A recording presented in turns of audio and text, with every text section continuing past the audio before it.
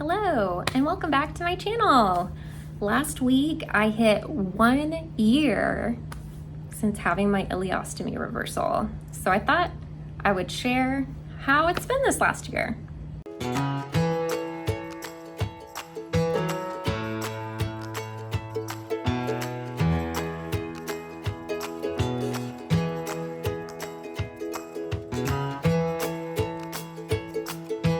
So if you are new here, I'll give a quick background story. I was diagnosed with ulcerative colitis in 2012. It is an inflammatory bowel disease. I was on steroids along with 2 medications that kind of became my maintenance medications. I was on steroids for about 6 months, tapered off of them for about 1.5 years. Things were going okay on the maintenance medications. And then I had a bad flare-up because I also had C. diff, and it was just not fun. You don't want C. diff. It's like being in a flare-up. And so we were trying to treat the C. diff, and then I got into a flare-up, but we have to treat the C. diff before we can treat the flare-up. It's a whole thing. I ended up taking Humira, which is a biologic medication, along with my maintenance medication, and things got better. And then I started to get into off and on flare-ups. And so we completely changed my medication to Entyvio, which is another biologic. I was on that for about 1 year, and then I flared up and unfortunately couldn't get out of that flare-up. Nothing would pull me out. So my GI and I both agreed that it was time to get rid of that pesky colon. So in 2019, the start of the year was when I got into the flare-up, and it just took about 6 months before we were like, yeah, nothing's gonna get me out of this. Take my colon out. So I had my colon removed, and I had a temporary ileostomy. After I'd kind of healed from that, which they usually say after that surgery, I think it's about 6 to 8 weeks, then you're pretty much healed and ready for the next surgery. My surgeon was gonna do the 3-step process. So the first step was removing my colon. He did leave my rectum. You have a little bit of rectum and your rectal cuff. And he said, even though that was super diseased, he was trying to give it a rest while my body healed from surgery. My second surgery, he removed my rectum, everything but that rectal cuff, because that's the sphincter. You need that for your J pouch. And then he kind of took the part of my ileostomy that was sticking out, brought that back in, and then made what's called a J pouch with a small portion of my small intestines. So it kind of looks like a little J. And then he gave me an updated temporary ileostomy, which was called a loop ileostomy, because it was like that part of the intestines that was near the hole that I had just kind of looped out and then stitched down. So then we were letting all of that healed. So the J pouch was essentially connected to the rectal cuff, but I was still using my ileostomy. So output was still coming out there. We're just letting everything heal. And after things had kind of healed, he did a scope of the pouch to make sure that there was no leaks, and it looked beautiful. However, I ended up having adhesions. And shortly after that surgery, it was not fun. Sometimes adhesions can work themselves out. They kind of like kink up your small intestines, and it's like having a blockage, but it's nothing inside that's causing the blockage. It's just the scar tissue on the outside that's narrowing your intestines. Unfortunately, they did not work themselves out, and I had to have them surgically removed. And then COVID hit. And then a year after that, my adhesion surgery, I had adhesions again. My body is just riddled with scar tissue. So I was just not itching to have my reversal with all of that going on.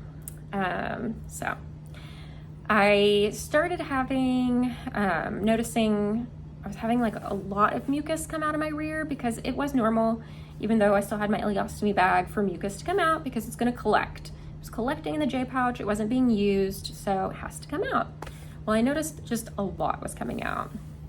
We did a scope, and my surgeon said that essentially it's just because it's not being used, and that I needed to make a decision on if I wanted to do the reversal or if I wanted to keep my bag. He would essentially have to get rid of the J pouch, fortunately, because after it's been sewn together, there's no way to unsew it. So he would save as much of my small intestines as he could, and then that end part would become my permanent ileostomy. And y'all, I loved my ileostomy. Her name was Miss Moaning Myrtle, and she was great. But because I had A, paid for having the J pouch surgery, and it was ready to go, and B, I just wanted to give it a shot, knowing that I know surgery is a big deal. It really is. From healing, and my body just freaks out when I have surgery.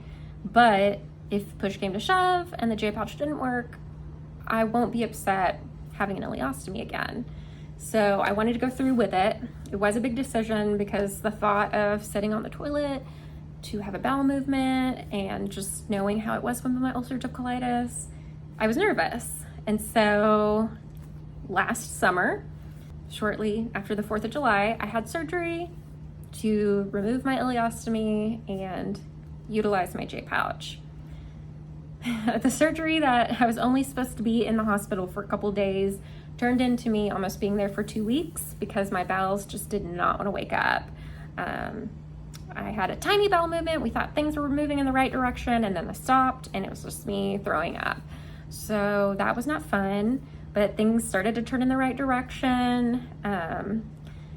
It was, I don't know, if you want to know what it's like right after surgery, I made some videos talking about my 1 month, 2 month, 3 month post-op update.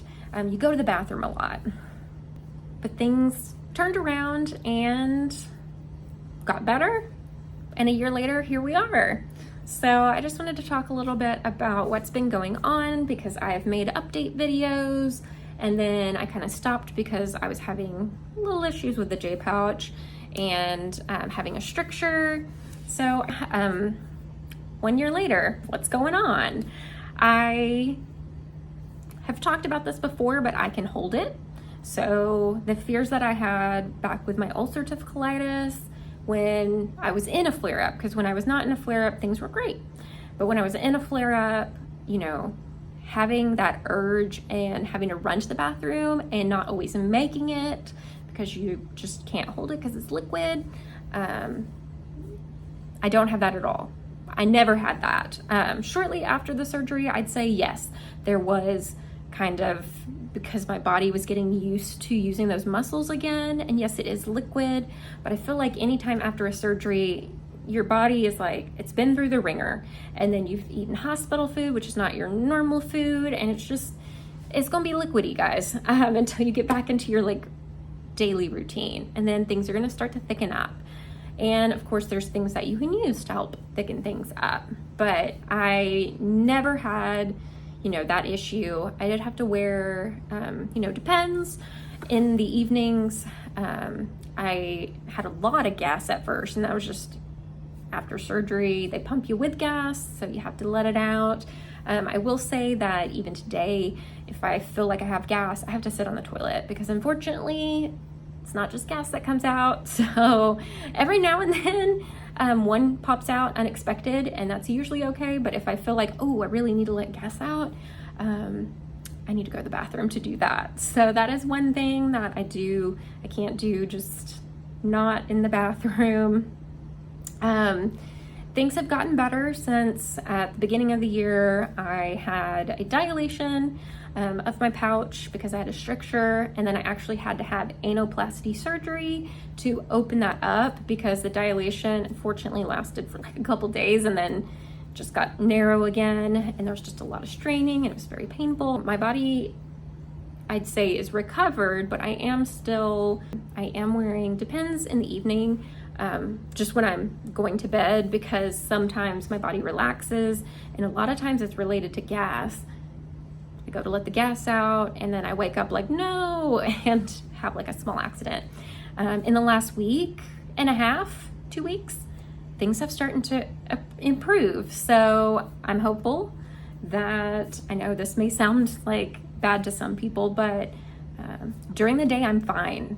It's just at night. And yes, it can be disheartening having to wear Depends, but it's kind of become my routine. And It's just like some nights are fine, but I just don't know. So until I can have like a successful full week without having, you know, a little bit of leaks or whatnot, I'm gonna just wear them. But things are improving, so I'm hopeful that maybe in the next month I won't be wearing them at night. But during the day, I have no issues. I can hold it. I mean, I can start to get the feeling and I can hold it, and I can wait a long time before I'm like, okay, yeah, no, I need to go.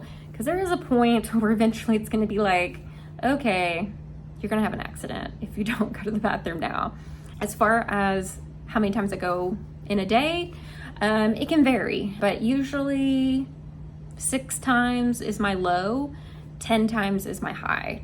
But I have not gone over 10 times. And I would say if I went over that number, then I would start to watch and let my surgeon know if it was something that was consistently me going that much. But 6 to 10, I think my GI had said that the normal was like 8 to 10, and my surgeon had said 6 to 8. So I'm just right there in that range. Sometimes I go to the bathroom a little bit more if I'm gassy, because I'm having to let the gas out, and unfortunately some output will come out when I let gas out, and I kind of consider that as a bowel movement, even though it might not be a full bowel movement. Things have been going really well. Just trying to focus on trying to help make sure everything's thickened up, and you know, I don't have the issues I'm having at night. As far as like what a day looks like, I'll try to film a video of what like a normal day looks like for me with my J pouch. I am taking, my surgeon prescribed me a medication that it's supposed to help with like diarrhea, but he's found that it's helped some people with J pouches like thicken up their output. It's called Ileostomy, I think that's the name of it. The pills are huge, guys. They're very huge, and you have to take 2 twice a day. So I feel like they are helping. I mean, I still have some, you know, running output, but I think they're helping. So fingers crossed. I do take a fiber supplement gummy in the morning, but I think I need to try to take like a fiber powder supplement. My surgeon recommended Consul fiber because it's very high in fiber. It's that psyllium husk fiber that you want, but it tastes like dirt. It's like woody and it's gritty, and my surgeon was trying to get me to essentially double the dose that it recommends, and put it in as little water as I could stand, and like drink that right before bed. And it was like the consistency of applesauce, and my throat just, I don't know. I know it's a mental thing, but I was like, if I have to do this for the rest of my life, I don't know that I want to do this. So that's the brand that he recommended. I may try it again, but he said I can always test any of the powder fiber supplements. I was trying Citrusel at one point. That is actually, I don't know that it's the best brand for what I need it, because I don't think it is the psyllium husk fiber that is best, but it tastes much better. It's orangey and I can get it down, but I haven't been using it since I've been trying the Ileostomy, because I kind of wanted to reset, try this before I add anything else in.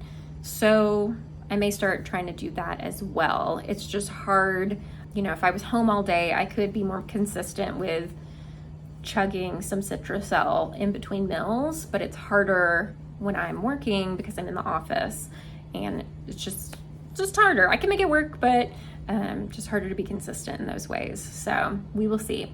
If you have a J pouch and you've got some tricks on fiber supplements and things that help thicken your output, so you're not having like leaks at night, or things that you have found that have worked, drop it in the comments. I am all for trying something that doesn't taste nasty. Anyways, that's kind of what's been going on. My scar is so light now. It's crazy to see. I will show y'all. There she is. This is where my stoma was. It's very light. It's almost as light as I've been cut down my middle a couple times. But yeah, very light. So my surgeon did a great job. I absolutely love him and his office, his team. They're great. I can't believe that it's been a year since I've had my J pouch. It really does not seem like it's been that long, honestly. It's gone by very quick, but I will say I am happy where I am now than where I was a year ago. But that's just with any surgery. You're going to, it's going to take some time for you to heal, and patience is not my favorite thing. So it is hard to let your body do its thing. So I'm glad that we are now at this point where things are going pretty great. I don't always have to look for a restroom, which is awesome. And I can go a long time before I have to go to the bathroom. So it does depend on things I eat. So, of course, if I eat something spicy, it's going to kind of go through me a lot faster than if I have a lot of carbs or something like that. So I just know, depending on what I'm eating, that I might need to go to the bathroom a little bit more, or something that might cause gas will cause me to go to the bathroom a little bit more. I've been trying to get a lot better about drinking my oral rehydration salts, especially because it is summer in Texas, and we are talking triple digits, people, and it's very hot. And I've noticed that I think in the last couple of weeks, I've just noticed that I've been really dehydrated. And between the heat and just, I drink a lot of water, but as you know, if you do not have your colon, your large intestines, it's harder to stay hydrated. You're losing that water retention, salt. So that's things your colon did. So I'm trying to drink more of my drip drops or my liquid IV. Those have been really good rehydration things that I use. I used them when I had my ostomy bag.